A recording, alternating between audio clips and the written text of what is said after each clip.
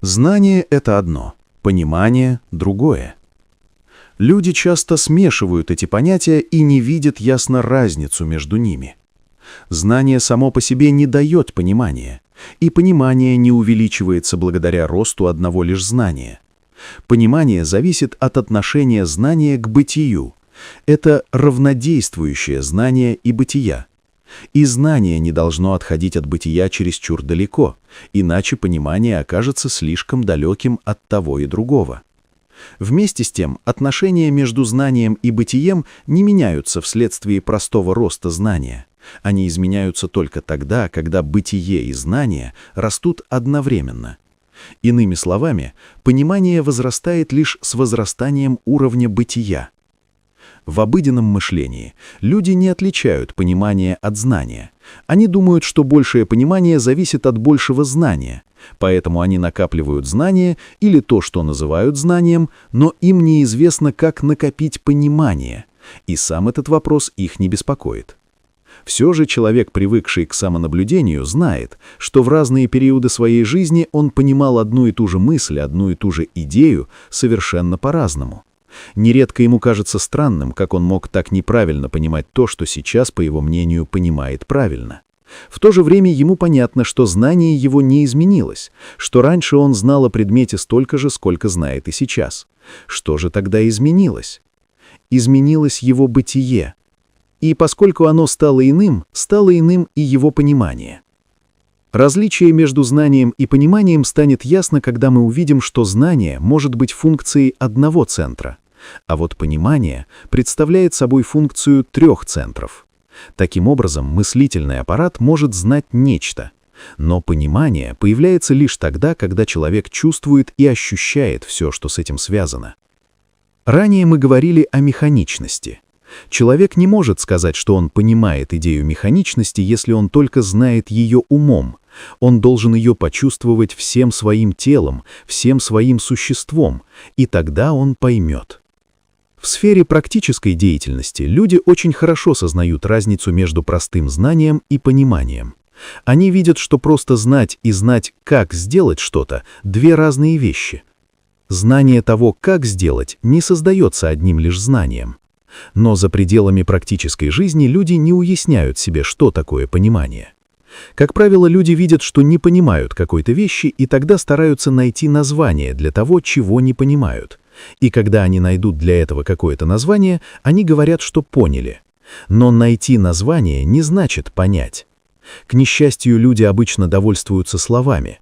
Человек, знающий очень много названий, то есть очень много слов, считается обладающим большим пониманием. Но так бывает, конечно, опять-таки за пределами практической жизни, где его невежество обнаруживается очень быстро. Одной из причин расхождения линий бытия и знания в жизни, недостатка понимания, который частично является причиной, а частью следствием этого расхождения, нужно искать в языке, на котором говорят люди. Этот язык полон ложных понятий, неправильных подразделений и ассоциаций. И главное, вследствие существенных, характерных особенностей обыденного мышления, его неясности и неточности, каждое слово может иметь тысячи различных значений сообразно материалу, которым располагает говорящий, и действующим в нем в данный момент комплексу ассоциаций. Люди не обращают внимания на все эти противоречия, не замечают того, что они не понимают друг друга и говорят о разных вещах. Понятно, что для надлежащего изучения и точного обмена мыслями необходим точный язык, который дал бы возможность установить, что именно говорится, с какой точки зрения и в какой связи. Этот новый язык едва ли содержит какие-либо новые термины или новую номенклатуру, но он утверждает конструкцию речи на новом принципе, а именно на принципе релятивности.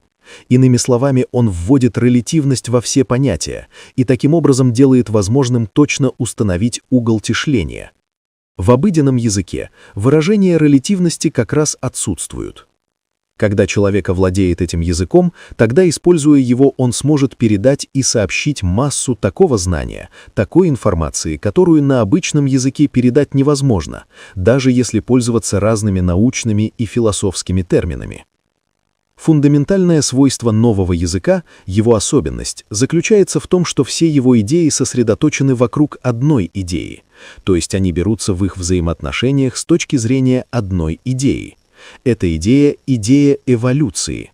Конечно, эволюции не в смысле механического развития, потому что такой эволюции не существует, но в смысле сознательной намеренной эволюции, которая одна только и возможна.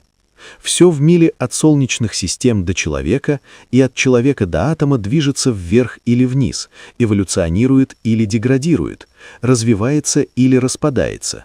Но ничто не эволюционирует механически. Механически протекают лишь деградация и разрушение. То, что не в состоянии эволюционировать сознательно, вырождается. Внешняя помощь со стороны возможна только до тех пор, пока она ценится и принимается, даже если сначала она только ощущается.